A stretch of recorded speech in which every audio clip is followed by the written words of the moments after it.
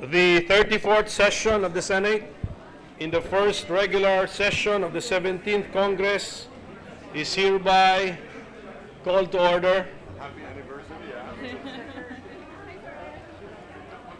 Senator Risa Ontiveros will lead the chamber in prayer.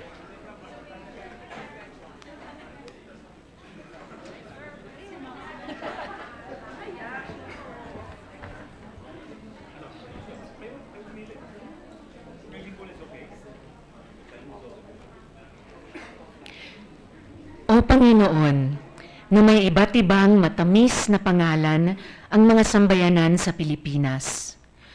O diwa ng humanismo na nagpapakilos sa bawat Pilipinong may mabuting kalooban. O kasaysayan, marami pong salamat para sa lahat ng biyaya na ipinagkaloob ninyo sa amin. Ang aming mga sarili, ang aming mga magulang na nag-aruga sa amin, dala ng kanilang mga pangarap at sa kabila ng kanilang mga limitasyon. Ang ligaya at pag-asa ng pag-ibig. Ang mga anak na atin namang mga pangarap para sa kinabukasan. Mga natututunan na sa pagdaan ng panahon ay nahihinog sa karunungan. Ang makahulugang trabaho, si Inang Bayan na hinahamon ng di tiyak na panahon, ngunit umaasa para sa isang makataong bukas. Ipagkaloob niyo po sa aming mga senador at sa minamahal naming Senado na maging malakas at independente sa aming pakikipagsapalaran sa demokrasya. Pagalawin po ninyo ang aming mga diwa na gunitain at dugtungan ang unang sentenaryo ng Senado upang maging tuntungan ng patuloy na reforma sa aming bansa para sa kanyang mga mamamayan, lalo na sa ganitong panahon ng sakuna na dulot ng Bagyong Karen at para sa ating rehiyon at daigdig. Sa lahat nito, ipagkaloob po ninyo sa amin na kumilos ng marangal para sa kadakilaan ni Inang Bayan. Siya nawa, inshallah, hari nawa. Amen. Thank you, Senator Ontiveros. The Philippine Normal University Chorale will lead us in the singing of the Philippine National Anthem, after which they will give us a medley of Filipino folk songs.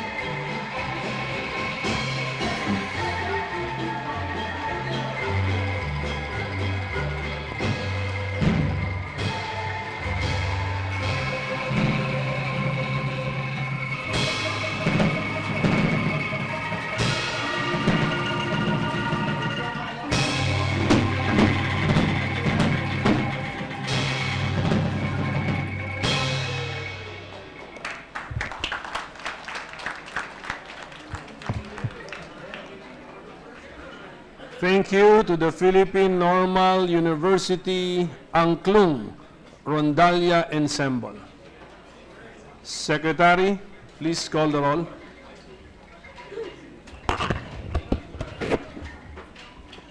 Roll call of members.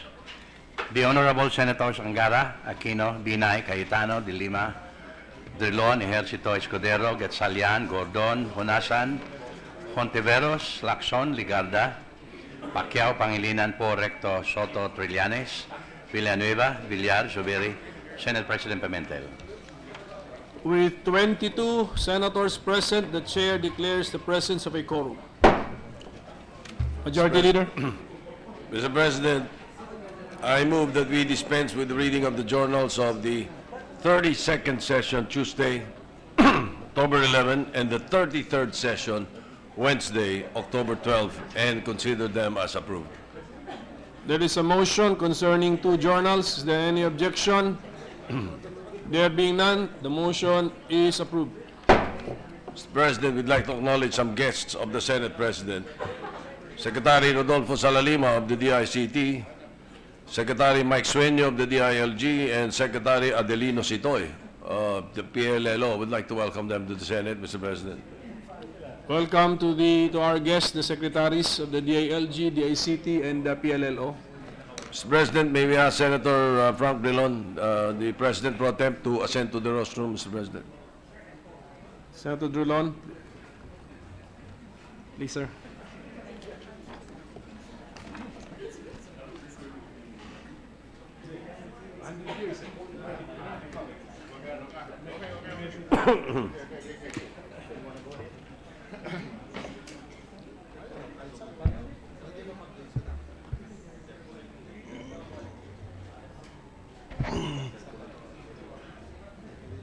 Mr. President, Majority Leader. today is the 100th year of the Philippine Senate. For the centennial messages, I would like to recognize, first of all, the Senate President, Senator Aquilino Pimentel III. Senate President Aquilino Pimentel III, the Senate President, is hereby recognized to deliver the message on the occasion of the 100 years of the existence of the Senate. Senate President. Thank you, sir. My esteemed colleagues, officers, and employees of the Senate, friends and guests, I stand today on an issue of public interest, public importance. The institution we love and serve is now 100 years old. I would like to take this opportunity to greet all my fellow senators, our staff, the officials and employees of the Senate, a happy, once-in-a-lifetime centennial.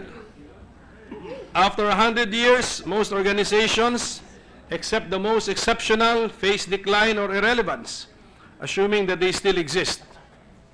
After 100 years, most wine, except the most exceptional, would go sour or lose its spirit, even if it is kept under the best conditions. After 100 years, most songs, except the most exceptional, would be forgotten, or even if remembered, would no longer please like it used to do. 100 years is a long time, Mr. President, and it is my privilege to be a part of something exceptional, which is the Senate of the Philippines. We remain as strong and as committed to the service of the nation since we were first convened on October 16, 1916, as we are today when we celebrate our 100th year. What a difference 100 years make. In 1916, when Manuel Quezon first banged the gavel of the Senate President, we were an American colony of 9.5 million souls. Our main objective then was independence and the freedom to chart our own course for our nation. Today, we are a nation of more than 100 million Filipinos, an independent nation facing the challenges of continued rampant poverty, the rise of drugs and criminality, and intrusions into our national patrimony. While our tasks remain the same, to enact relevant laws, to check abuses, to review international treaties, and above all, to uphold democratic ideals, the context in which we fulfill them always changes. We have weathered war, dictatorship, coups in 100 years. We prevailed. For this, we must give credit not just to the senators past and present, but to the employees of the Senate as well. We, the senators, may make headlines with our words and debates in this session hall, but without the efforts of our staff and the employees of the Senate, our institutions would not have made history the way it did. Mr. President, with your permission and that of my esteemed colleagues, I wish to express my congratulations to all the members of the Senate family, officials, staff, and employees for their excellent service. On behalf of this body, I thank them for their selfless devotion. We would not be where we are now without them. As we celebrate our achievements and look back to the glory of the past, let us remember that our watch is not yet done. We have the future to look forward to, a future full of opportunities to serve our countrymen. Our current majority here in the Senate has a legislative program of government for change, which I will no longer mention. I reminded you about this during the Centennial Dinner. The success of this program depends on all of us here in the Senate, senators, officials, staff, employees, and all the members of the Senate family. We remember those who have served before us, many of whom already passed away, and honor them by giving the same level of excellence, dedication, and service as they did. We cannot rest on our laurels. We must continue the tradition of excellence that we may serve as an example to those who would follow us in serving the Senate in the future. Only then will our program of government for change succeed. The struggle for a better life for every Filipino never ends. As we climb one mountain, there is another summit to reach. Our people deserve only the best. We cannot make them settle anything for less. We must be ready to fulfill the Filipino people's dream of a better Philippines. We must stay true to our duty and continue to be relevant to our people's lives and in our country's history. And let me say, Mr. President, that I have every trust and confidence in the members of the Senate family. Whatever the future may hold for us, I trust that we can overcome any problem so long as we have each other and help each other. As we continue our journey, I cannot ask for better companions.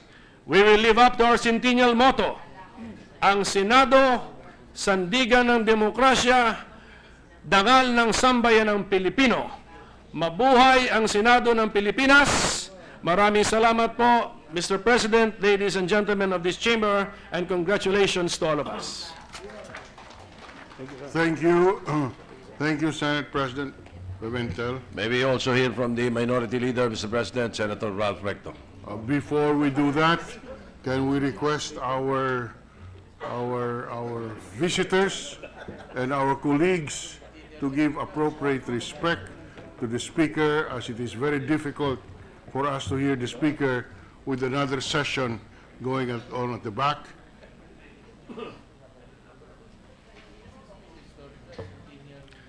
Thank you, Mr. President. Thank you, Majority Leader. Mr. President, the burden of being a senator is that we are not only answerable to the present and to the future, but also to the past. And we are reminded of our being trustees of a proud heritage when we walk past the names of our predecessors, etched on the plaques that hang on the corridor near the session hall. For some of us, the link is personal, because in the roster is an ancestor. So in times of great decisions, as we ponder our choices, we inevitably ask ourselves, what would he have done if he were alive today? Indeed, we summon the past to chart the future, and reading the Senate's records never fails to be a teachable moment for those who seek wisdom from the institution's storied past. The Senate story in the past 100 years is interwoven with the nation's. Whatever the era, the Senate played a major role in shaping our country's history. Any chronicle of the struggle of a race for independence, against occupation, and in the restoration of freedom will not be complete if this institution's contribution is not faithfully recalled. During colonial rule, the Senate was a bastion for independence. Amid the rubble of war, it lifted the spirits of a people whose homes may have been shattered, but whose hopes were not, and rallied them to reconstruction. When democracy was stifled, it did not go gently into the night. Many of its members carried the torch until the second dawn of freedom. Recall any watershed in our history, and the senators were right there in the middle of it, not as mere or mute witnesses, but as lead actors, dictating the tempo and defining the outcome. For this has always been the role of this institution. A few good men and women fighting the good fight, serving as protectors of the people. Whenever the state overreaches to dilute rights and snatch liberties, the Senate steps forward and stands in front of the people. Whenever a leader is tempted to perpetuate himself to power, the Senate foils his selfish ambition. Whenever a harm is committed, whether to one man whose name has been tarnished or to the nation whose honor has been stained, the Senate rectifies it. There's also one freedom that the Senate has fought for through the ages: freedom from want. It has birthed brave legislation to spur growth, to level the playing field, to end economic bondage, to create wealth, and to make sure that it is enjoyed by all. And in all of these, senators were guided by what was not popular, but was right. In many crusades, it sailed against the wind and defied convention. Many members fought solitary fights, never seeking refuge in the strength of numbers, but in the strength of their ideas. Each one of them believed that one man with conviction is enough to constitute a majority. People see them as stiltling the windmills. They, on the other hand, imagine their lances as pricking the nation's conscience. The labors of our predecessors were so prodigious that it can be said that the complete history of modern Philippines can be written by just patching together the excerpts of their biographies. For this indeed is true. For what is the history for a country for the last 100 years but the combined life stories of the members of the Senate? Mr. President, since Quezon and 23 other originals borrowed the sala of the Goldenberg Mansion, which is the stately house beside the DBM, to hold the Senate's inaugural session 100 years ago, the Senate has remained small. There's also one tradition it has adhered to since: to do its work in rented buildings. With 24 members who can't fit half a bus, this Senate is one of the smallest in the world. As befits its size, it holds sessions in a rented hall whose floor area is smaller than a valuable court. Some call it the tiniest legislative plenary hall in the world, but I call it cozy.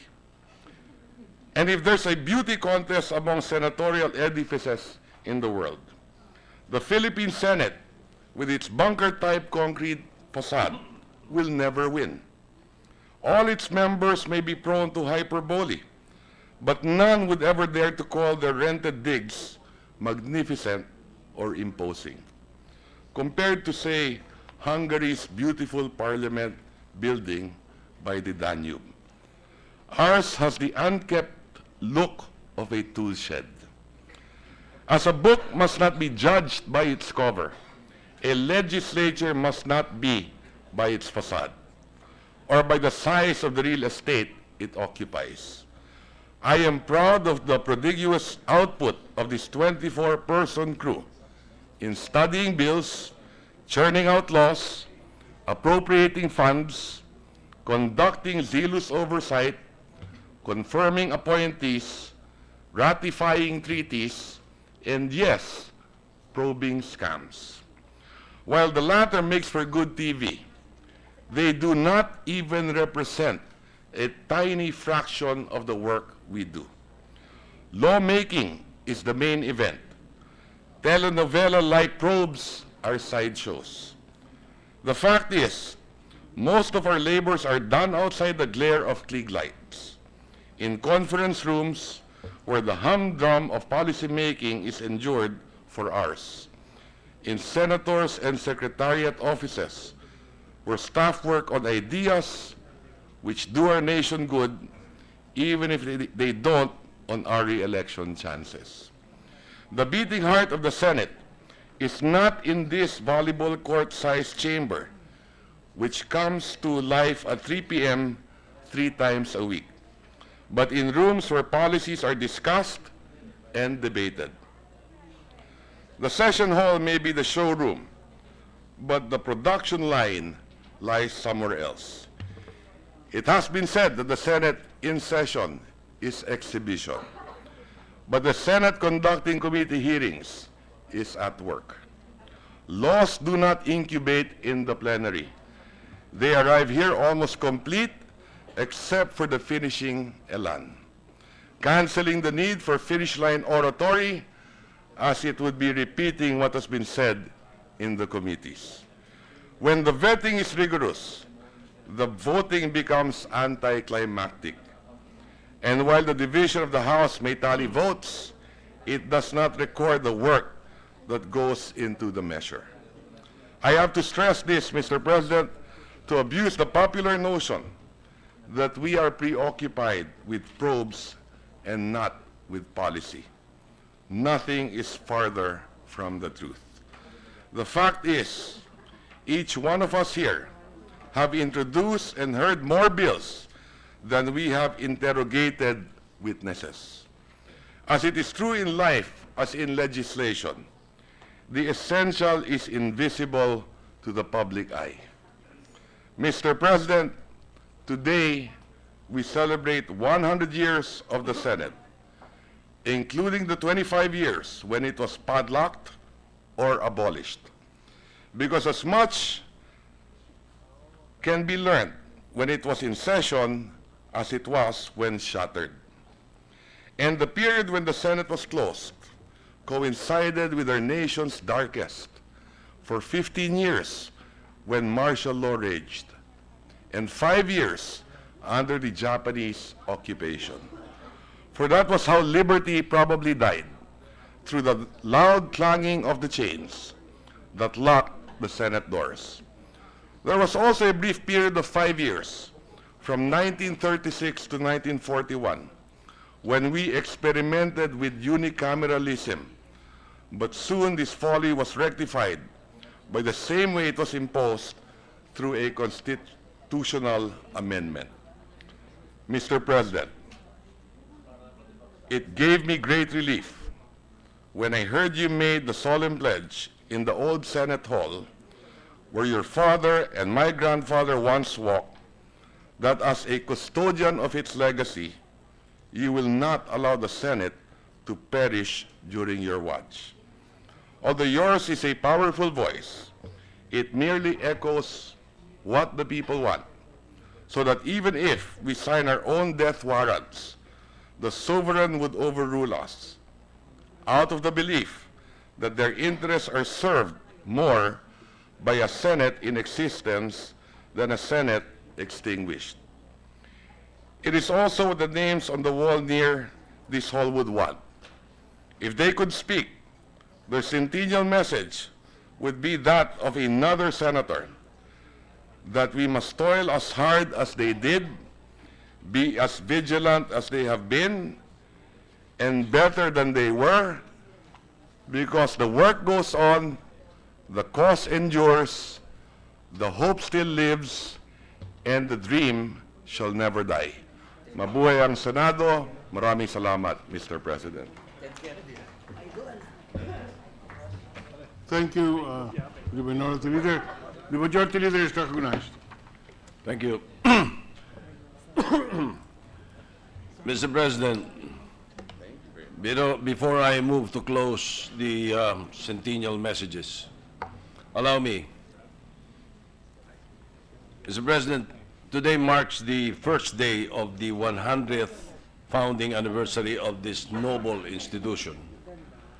After all its highs and lows, from enacting notable laws that shaped the nation, to changing its form and even being abolished, here we are today, still independent, remains to be resilient, persists to ensure its integrity, and continues to echo the voice of the people.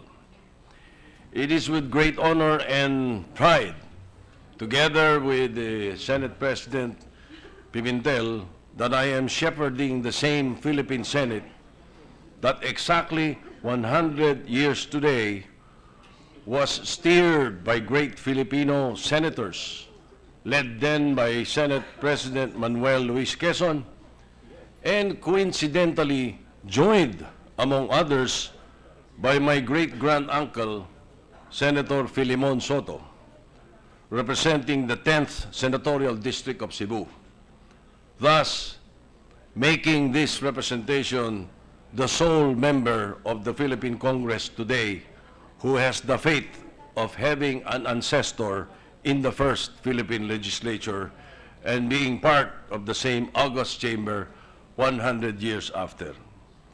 Mr. President, in the light of the foregoing, allow me to move for the adjournment of the 34th session of the 17th Congress as we celebrate our 100 years of existence with a message to the Filipino people that the Senate of the Philippines will continue to serve with virtue of dignity, honesty, and integrity.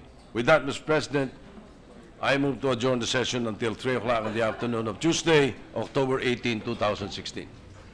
There is a motion that this the session be adjourned until 3 o'clock of Tuesday, October 18, 2016. Any objection? Hearing none. Session adjourned.